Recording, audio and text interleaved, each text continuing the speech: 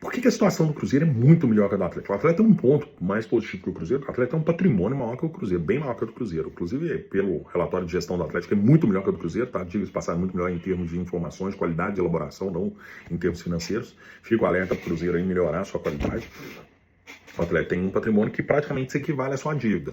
Isso é um bom sinal. O Cruzeiro tem um patrimônio bem menor.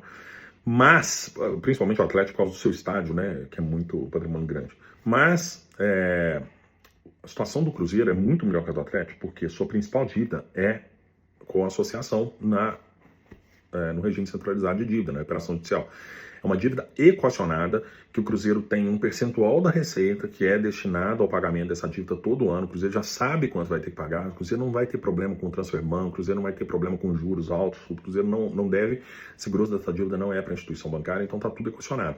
O Atlético não. O Atlético tem uma dívida onerosa, uma dívida pesadíssima com bancos, com juros altos, ainda mais com a Selic. Os juros nem é absurdo, tá? Assim, não me entendam mal, o Atlético nem capturou juros abusivos frente à Selic. O problema é que a Selic está lá em cima e isso onera muito a situação do Atlético. O Atlético então paga juros que entra como despesa financeira muito alta. Então esse é o primeiro ponto. A qualidade da dívida do Atlético é muito pior que a do Cruzeiro. O segundo ponto é que essa dívida não está controlada, a do Cruzeiro está controlada. E o terceiro ponto é que a dívida maior do Atlético é maior que a do Cruzeiro, né? E o quarto ponto é que o Atlético está gerando dívida, está aumentando dívida já no seu limite de faturamento. Eu vejo que o Atlético já está, inclusive isso é um mérito do Atlético. O Atlético hoje, ele tem um patamar de receita muito grande, então ele está meio que no seu limite. Porque ele está performando muito bem essa qualidade de receita, ele está conseguindo bons contratos, ele está conseguindo premiações, ele consegue algumas coisas boas. Exceto venda de jogador, tá? Estou falando na receita recorrente. E o Cruzeiro não. O Cruzeiro está em ascensão, então o Cruzeiro ainda tem muito mais condição de gerar receita que o Atlético.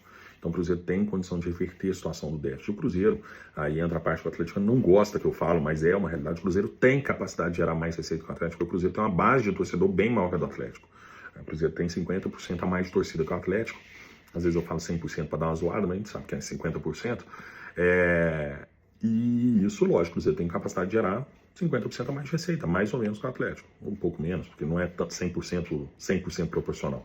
Enfim, essa é a diferença da situação do Cruzeiro e do Atlético. E tem mais uma diferença. O Cruzeiro, o Pedro ainda colocou pouco dinheiro, ainda tem capacidade, ânimo, disposição para ainda colocar um pouco mais de dinheiro. O Atlético, eu acho que os meninos chegaram no seu limite, eles não estão afim de colocar mais dinheiro.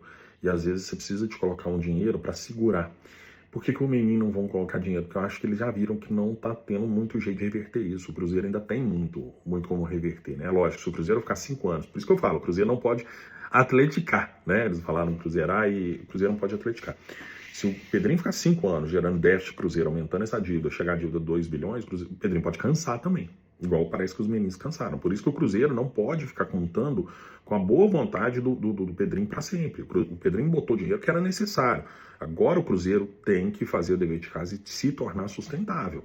Porque aí o Pedrinho, na hora do afogo ali, ele vai lá e ajuda, mas não dá para ficar todo ano botando dinheiro da família dele no Cruzeiro, né? Então essas são as diferenças básicas.